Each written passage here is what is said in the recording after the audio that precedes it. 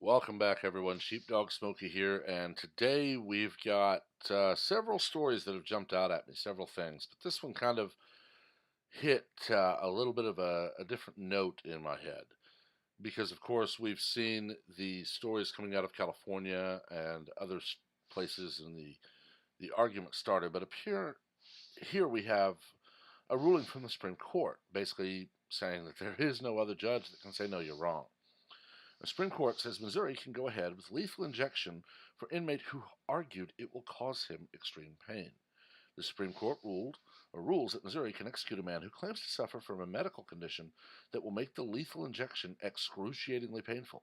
The court votes 5-4 along ideological lines, despite some suggestion during oral arguments in November that Justice Brett Kavanaugh, President Donald Trump's second nominee to the High Court, would join the panel's liberal members in barring the execution. At the time of the amendment's adoption, the predominant method of execution in this country was hanging, Justice Neil Gorsuch wrote. While hanging was considered more humane than some of the punishments of the old world, it was no guarantee of a quick and painless death. The Supreme Court on Monday held that Missouri can execute a man who claims to suffer from a medical condition that will make lethal injection excruciatingly painful. They voted 5-4, and again, people thought Kavanaugh would side with the liberals on the court. Pausing here, how are they voting 5-4? Ginsburg is not there. Who's casting her vote? Aside from the intrigue concerning Kavanaugh's vote, the outcome in the case, Bucklew versus Forsyth, I believe I said that right, was not wholly surprising. The nation's top court has long held that the death penalty is constitutional and has never barred a state's chosen method of execution on the grounds that it violated the Eighth Amendment's prohibition of cruel and unusual punishment.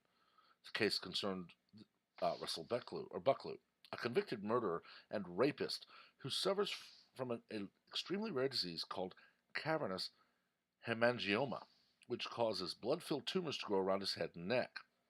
Bucklew's attorneys argued that lethal injection will cause Bucklew to suffer from the feeling that he's suffocating for several minutes during the injection.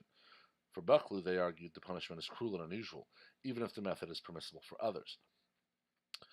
Justice Neil Gorsuch, who wrote the opinion of the court, said the Constitution's prohibition on cruel and unusual punishment does not mean that executions must be painless. Well, we already read that paragraph as well, and I will kind of reiterate that yes, hanging is likely seen as more humane than many things that were done, save maybe firing squad with a blindfold on, or the guillotine.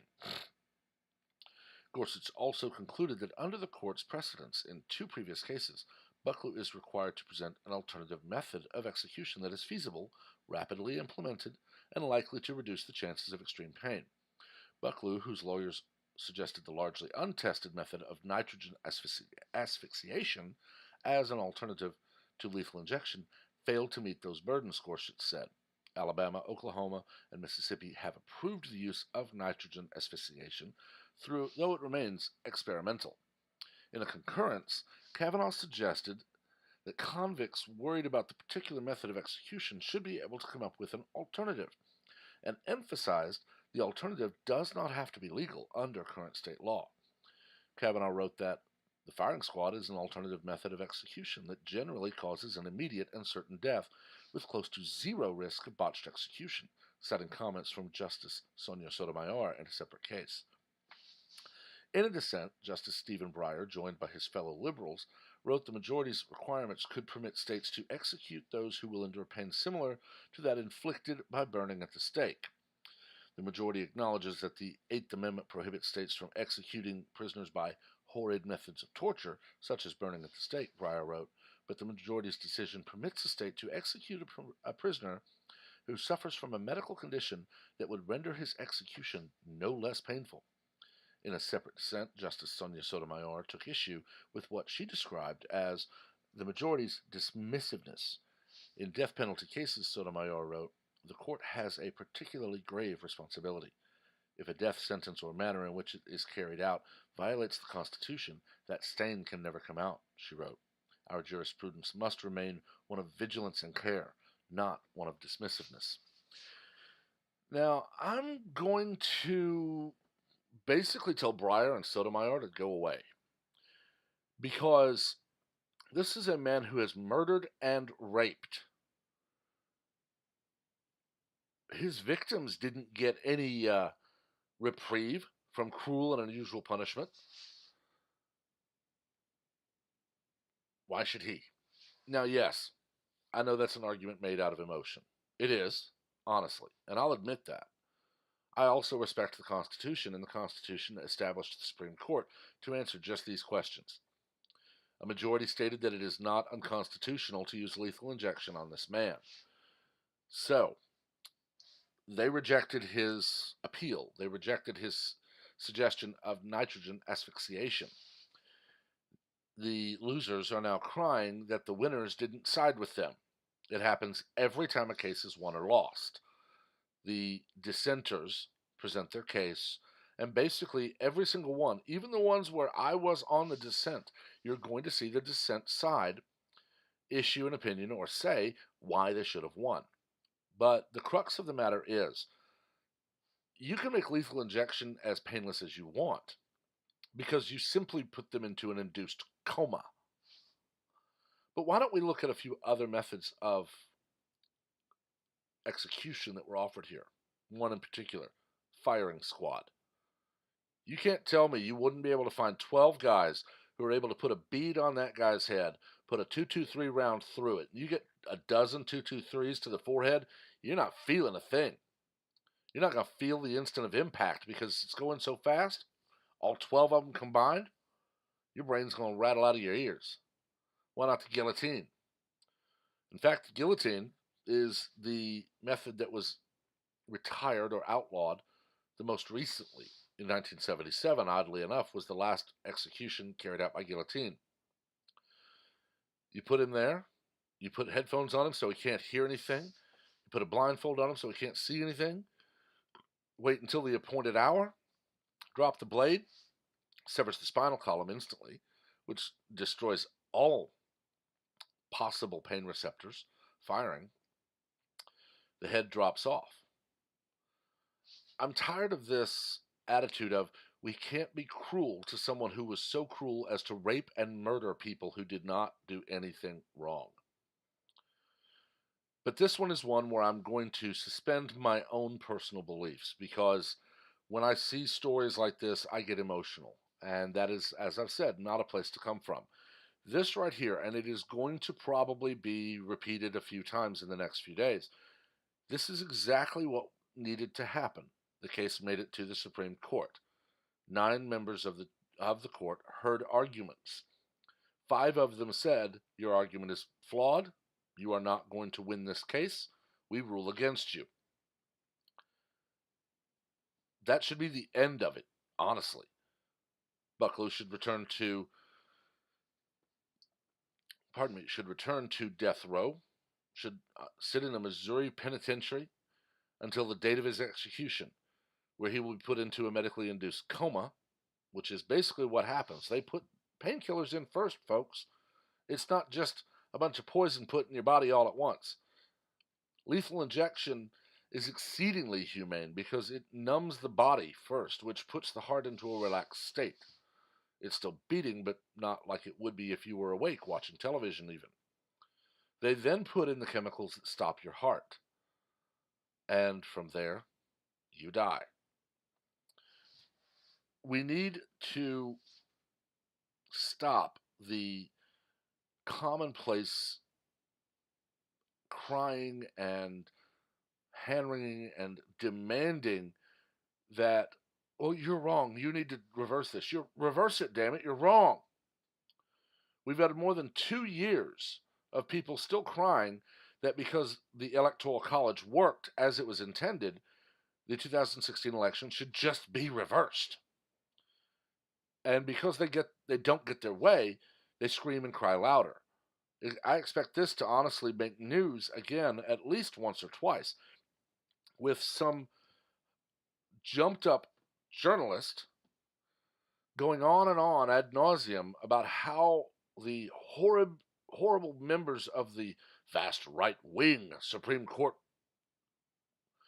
branch decided that this man must suffer and die. When that happens, I would love to have relatives of his victims on that show at that point, just to hold up a sign and say, "What about my loved one who suffered and died at Bucklew's hands?" Yeah, I know it's an emotional argument, but maybe, just maybe, if the supposed journalist who's waxing lyrical almost about how horrible it is that a convicted rapist and murderer is going to be put to death was put face to face with someone who says he didn't give my loved one any consideration of pain, maybe they'd at least decide this isn't what I want to cover. The court has spoken. The Constitution works this way. The court speaks, it becomes precedent. This man was told he must make a suggestion for an alternative method. He did. They rejected it. So it's over. That's all there should be to it. And if I know the South as I believe I do, living here for the last 4 decades, I doubt Missouri will waste much time at all in carrying out the execution of this rapist and murderer.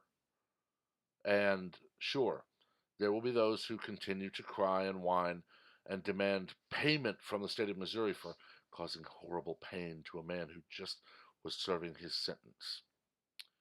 And those need to go to the Supreme Court too, so the Supreme Court can say, no, it was not unlawful. No, it was not unconstitutional. So no, you get nothing. We need that. It's called tough love, where you say, here are the rules. The rules do not allow you to make your own up as you go, so follow the rules. But that's enough from me. Like I said, this is an emotional topic. Honestly, it is.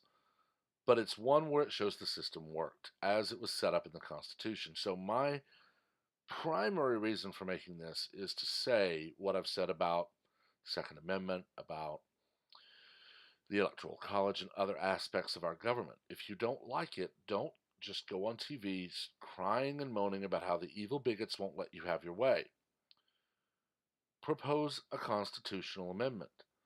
Propose a new amendment that states that medical conditions mean you cannot be executed in certain ways. Propose a constitutional amendment removing things you don't like. Get 34 states to agree to a convention so you can do it, or get 2/3 of the Congress to vote yes on that amendment. Then get 3/4 of all states to ratify said amendment. If you can't do that, then you can't change the rules. As for now, the Supreme Court ruled. Because the Supreme Court ruled, this is now a closed case. And that's the way it needs to stay. So maybe this will prompt someone to realize that weeping and moaning and gnashing of teeth does nothing but make you look childish. But again, I've talked long enough on this one. Make sure if you comment below that you keep it classy, civil, and logical. We don't learn from arguments, we learn from debate. Again, this is an emotional topic. It is going to bring up a little bit more heat in most people. So be wary of how you respond and how you come at this. Again, the point of this was not actually to really talk about this case, but to talk about how the system worked. He was convicted by a jury of his peers. He appealed. A lower court may have, I don't know if what a lower court may have said, but it made it all the way to the Supreme Court of the United States. 5 out of 9 justices on the Supreme Court ruled that the state of Missouri can go ahead with this execution. To me, that's case closed. Make sure to like the video if you liked it. Make sure to hit subscribe and ring the notification bell so you can stay up to date on all of the content that will be coming out. Again, like I've said before, I've got some rabbit holes I may be jumping down soon. So if you want to make sure you're up to date, hit that subscribe and ring the bell. That way you're going to get notified whenever I put new stuff out. Until then, everyone have a wonderful day.